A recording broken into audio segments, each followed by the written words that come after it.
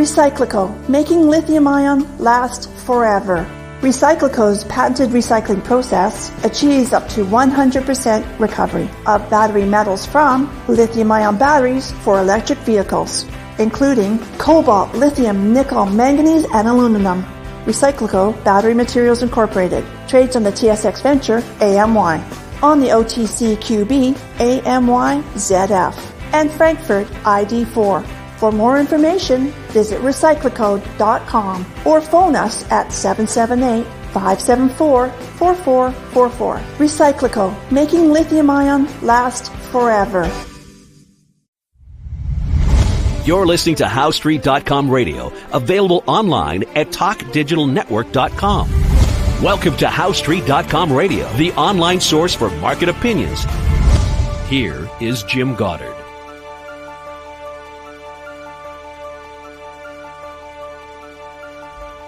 My guest is Rick Ackerman, editor of the newsletter Rick's Picks, his website rickackerman.com. He's speaking to us from South Florida. Welcome back to the show. Thanks much for inviting me on, Jim. Appreciate the opportunity to connect with your guys.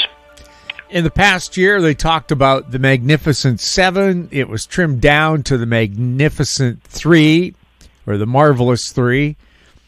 Now, you say it's almost like there's only one stock at a time.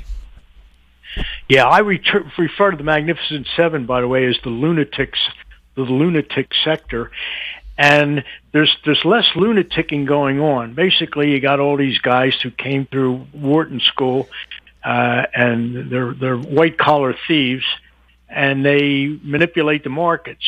And you can see the themes at work. Sometimes it's really apparent, let's buy the airlines and we'll sell the banks or whatever. But I would say that, the most negative thing we hear about the market is that pretty much the entire advance in the S&Ps over the last year was really mostly in 5 stocks or whatever. So the market, the breadth, the leadership is really, it's so narrow, it's insane. But it's narrowed even more because instead of taking the whole loony bin sector up, manipulating the lunatic stocks, generally on short squeezes where it doesn't take much volume. All you do is sort of pop it into short covering on the opening bar, and you can levitate a $2 or $3 trillion stock by, as you know, $5, $10 with no buying taking place in that gap. So it's not like the thieves have big expenses really to get these stocks up, but even so, they're narrowing their focus even more. So that yesterday, instead of popping the whole lunatic sector, they said, "Hey, let's key in on Amazon," which is what they did. Amazon was big stock yesterday; it just kept going up and up and up and up and up and up, and that was it. So they're not even ambitious anymore in the sense of let's take the whole lunatic sector up. They're let's say mustering limited firepower to achieve these short squeezes with fewer stocks. Now, AI mania, sweeping the market. Is this like the .com bust of 2000 where you just put the words .com on your company? Now you add AI? Well, every mania has to have a theme. And I think the bankers are probably thanking their lucky stars that they didn't have to continue with the fraudulent Bitcoin theme to carry this whole bull move. They at least attached it to something that's not like a total hoax, the tech sector and AI. And so every mania has to sort of attach itself to some idea that can be sold pretty easily to the rubes. So AI it's been a pretty easy sale, even though most rubes, including myself, we don't see it. We don't really see AI as being anything but just something that companies will use to eliminate yet more jobs and make it even more difficult for us to have human interaction in any no matter what business we're dealing with. They don't want to talk with us. They'll let their bot menu talk to us. So AI has been the big theme, and it can't do Duke really. I don't see it doing anything impressive, even in the graphic area where you can say, hey, draw me an animated cartoon with the example would be a mermaid typing Hamlet on the bottom of the sea, and it'll draw you some beautiful pictures with mermaids and a shell decorated bottom of the sea. But so what? I mean, it's sure as heck not going to paint you a Gainsborough, much less a Da Vinci. So we're really all in this AI. And by the way, Rick's Picks we've just done some evolutionary work, and I'm now using AI in my forecast if anybody wants to try our free 2-week trial. But all right, so AI is all things to all people. That's the theme you get going during stock market manias, and it parallels NVIDIA is sort of the hardware leader of the AI mania, and for good reason. They've really been there for the next big thing each time the next big thing was happening, whether it was gaming boards or Bitcoin, computational power or whatever, or now AI. So NVIDIA has been a brilliant performer there. They've just been a step ahead of everything. All right, so we've recently had Apple seize on the theme. Apple came up to this date where it was going to have to announce AI something, and it did. It basically announced, we're pairing with ChatGPT. They latched on to some other AI player, but they don't really have anything to offer of their own. They can't hold this big dog and pony show and say, check this out, watch what AI does. So because they don't have an AI idea in their head, they're just sort of casting about, looking for something, anything that'll give Apple an AI story. So here we are in AI City, and there's no company that exists that wants its stock to move that's not on the bandwagon. Apple laid off 600 people who were working on their self-driving car. Is the self-driving car a dream that's going to have to wait? Forever. Yeah, I mean, Apple wasn't smart enough when GM decided a few years ago to take a $5 billion hit and get out of it. Apple should have seen the handwriting on the wall, because they're definitely not GM. They're not Elon Musk. They're just a company without a clue that thinks it could get some mileage by taking the flavor of the month and saying, we're going to get into driverless cars. But I have a lot of respect for Musk. He can get a rocket ship to Mars, as far as I know. But the driverless car is a whole other challenge. And I don't even think Musk is going to get there. And it'll work fine, but for the fact of the chicken or the egg thing. If all cars were driverless, it would be great. The trucks would get in some single line, and they'd be moving at 70 miles an hour, 4 inches apart, and everything would work just great. Of course, until one of them had some sort of accident. But we don't have that, and we've got a fleet of cars that's anything but AI. And you tell me, how long will it take to put the mean price of a car, or no, the average price it's got to be close to $50,000, right? So how many years is it going to take before we all send our 50-year-old car, before we send our $50,000 car to the junkyard? So just on the replacement cycle alone, we've got 20 or 30 years at least before the path is cleared for all driverless car, an all driverless car environment. So I don't understand really.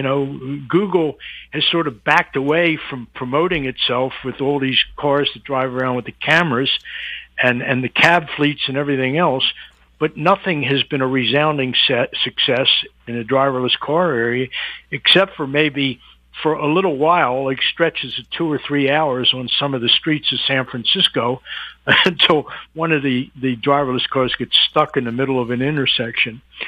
I'm coming roundabout here, but Apple's move out of driverless cars should have happened 2 years. Should have never happened. They should have never gotten into it, because all they're capable of innovating right now is a slightly improved iPhone camera. Now, for electric vehicles, the U.S. is going to put a 100% tariff on Chinese electric cars. The big reason being is they're affordable. Volkswagen is making a model called the Viking in China that's $10,000. That would get people into electric cars if that's the government's goal. Yet, apparently, if it's not made in America for 70 to 100 grand, it's not worth driving.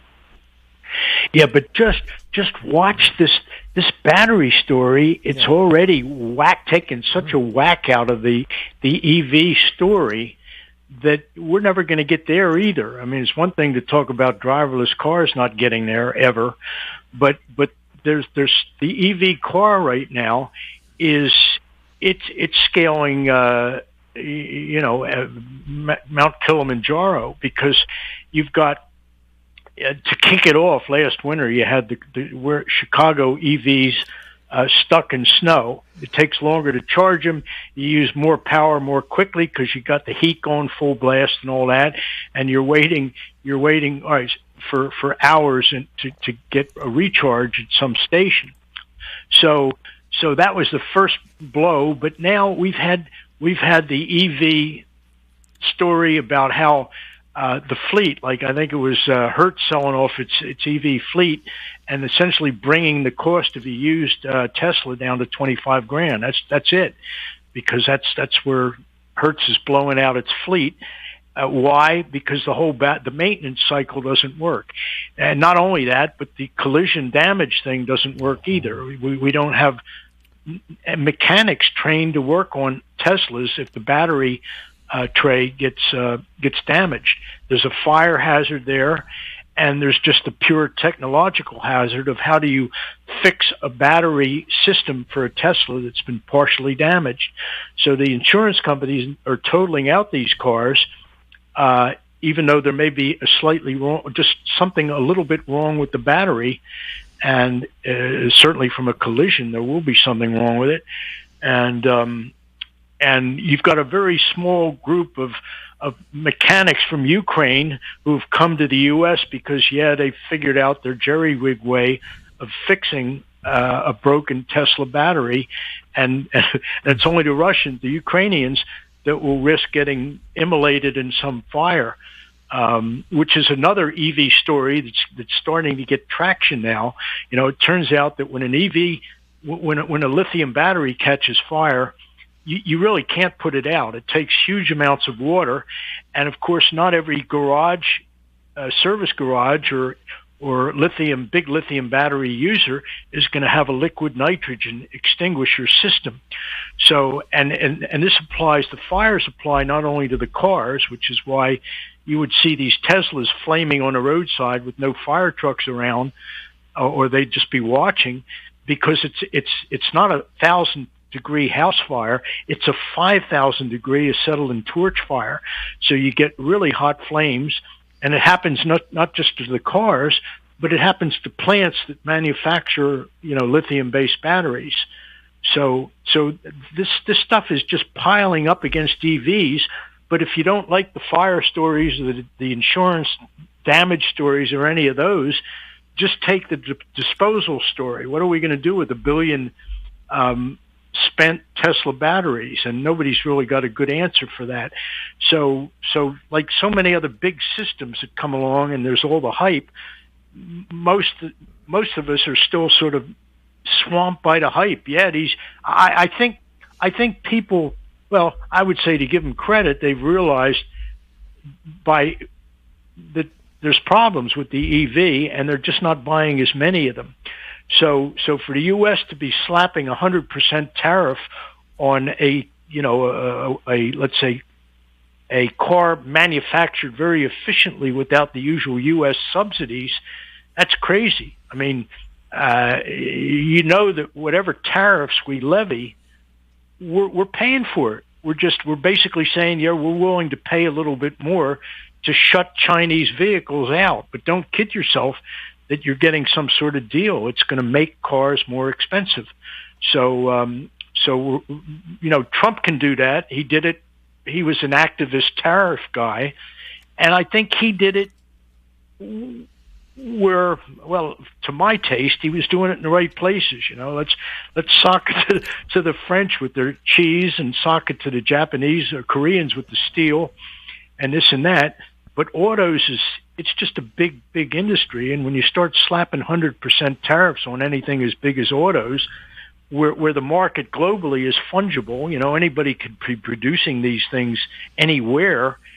We're just looking for trouble, and here Musk wants to lower the price of Teslas, and we're putting a tariff in place that will give everybody sort of an open pathway to raising the prices. So we're going to see a collision between those incentives. We'll have more with Rick Ackerman right after this. Don't miss out. Stay informed. Receive the HowStreet.com weekly recap with thought-provoking podcasts, radio, and articles delivered to your inbox. Sign up for the HowStreet.com weekly recap on our homepage at HowStreet.com. Welcome back. We're speaking with Rick Ackerman. Rick, President Trump has suggested income tax should be replaced by tariffs. Is that a good idea? Smart. I haven't, be honest, I haven't really thought that through. When Bill Gates said we should tax robots, my initial reaction was, ain't that just like Gates? All he wants to do is be the only one standing when the rest of us die of starvation, and he owns all the farmland. So my instinctual reaction to anything Gates says is, let's see, how's he trying to kill us all with that idea? But as far as tariffs replacing, so Gates said, let's tax robots, and it winds up being a good idea. If robots are going to put us all out of business, and the businesses that use those robots to essentially destroy labor are going to make money from that, then they should have to pay for it. So I'm not exactly a trade unionist, but in this instance, I think Gates is on the right track. All right, so to go on a tariffs for everything to replace taxes, the revenuers are not going to like that at all, because even if it's a good idea somehow down the road, if you can sort of Rube Goldberg it to an economically good conclusion, the first hit's going to be against anybody who lives by tax revenues. And this would happen at the federal level, since states don't levy tariffs against foreign countries. They have their own ways of dealing with them, but no, I think that's a terrible idea. It's a good idea, let's say philosophically, looking back to Adam Smith and hundreds of years of economic history. It'll work for a while if you're needing to protect certain industries from competition, as all our foreign competitors have been doing anyway, and we do it to an extent too. So it's a game everybody plays, but no, I'm not on board for tariffs replacing taxes. What's going on with gold? Well, I still like it, but I think it's got to come down a little bit further. We're seeing a correction within a bull market, and one of the more popular vehicles among my subscribers is GDXJ, which tracks the gold, the junior golds, the exploration companies that essentially find the gold. They get acquired by bigger companies that have the means and the capital to get it out of the ground. So GDXJ it's in a nice bull market. It came off a low down around 30 back in February, and it's traded as high as 47. So that's a nice move. It's a 50%er, and we're correcting currently $42. I think it's going to come down to 38 before I be in there buying it, and you'll see a corresponding move in physical gold. But I think we're correcting within a bull market, and it's got a bit further to go. What's going on with crude? Crude, you thought that I refer to the they as a very political they, had the price under control. With the election coming up, they had to keep the price of crude down to essentially damp inflation just a little bit.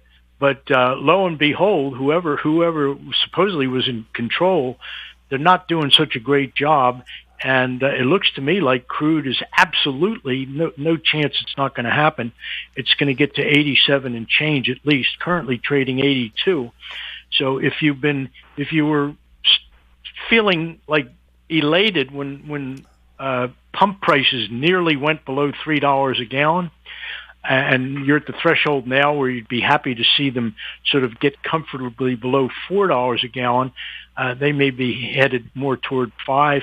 With crude pushing above the last really important high. That was at, it was back in April at $84. So I think we're going to take that top out, and it's going to lift the price of gas at the pump, and also to lift the price of everything on the planet, everything that's bought, sold, made, whatever, because rising energy prices are the one-size-fits-all contributor to inflation. Nothing escapes inflation. Nothing escapes rising oil prices. The Canadian government under Trudeau keeps imposing higher carbon taxes, and now the government has admitted that their so-called financial neutral tax really isn't. It's costing Canadians a lot of money a year. Well, see, that's the thing. When they levy these carbon taxes, I think there's a pretty good economic rationale for doing it, especially since the companies that pollute have never really been very good about policing their own effluents. But the question is, the only question anybody should ask is, okay, well, what are you doing with the money? And if Canada is using that money for, let's say, any long-term capital or infrastructure improvement project, then more power to them, But you might find out that that Canada uses its carbon tax the same way that Chicago would use it, to pay money that they owe the pension for the police or fire department. So I don't know, but look, that's what you should look into. Like, what are they doing with that money? Rick, can you tell us again how people can take advantage of your special offer? Well, I don't mind being taken advantage of, actually. They can go to rickackerman.com, and there's a free trial offer there. Just click on that. You don't even need to leave a credit card number. And when you get there, say hello in the chat room. Don't be switched off by the jargon. We have a little bit of jargon, like we talk about hidden pivots and there's some trading language, but there's not much of it. The whole vocabulary is probably 10 or 15 words, and there are two rooms. One is the coffee house where the discussion can be about anything, but the trading room is mostly about trading. But I think we've got some of the best traders in the world in that room, and they're very friendly. They're willing to share ideas. They put out real trading ideas in real time. In other words, you can actually do some of these trades that get posted in the room, and we've got enormous depth. We've got like a 1927 Yankees backbench on Bitcoin and mining. We've got some real experts in there. And the discussion is, it's very enlightening. So again, rickackerman.com, and click on free trial. And if you stick with me for a year, if you take a year's subscription and you don't make back the cost, I will cheerfully refund it to you. Rick, thank you so much for being on the show. Always a pleasure. I really do appreciate the chance to get on and talk to your guys. My guest has been Rick Ackerman, editor of the newsletter Rick's Picks, his website, rickackerman.com. If you have any questions for Rick or for any of our guests, you can send them to info@housestreet.com. Our YouTube channel is Talk Digital Network. Find us on Twitter @HouseStreet. We're also on Facebook. I'm Jim Goddard. Thank you for listening. Comments made on HowStreet.com radio are an expression of opinion only and should not be construed in any matter whatsoever as recommendations to buy or sell any financial instrument at any time. Available online at TalkDigitalNetwork.com. HowStreet.com radio is a production of HowStreet Media Incorporated.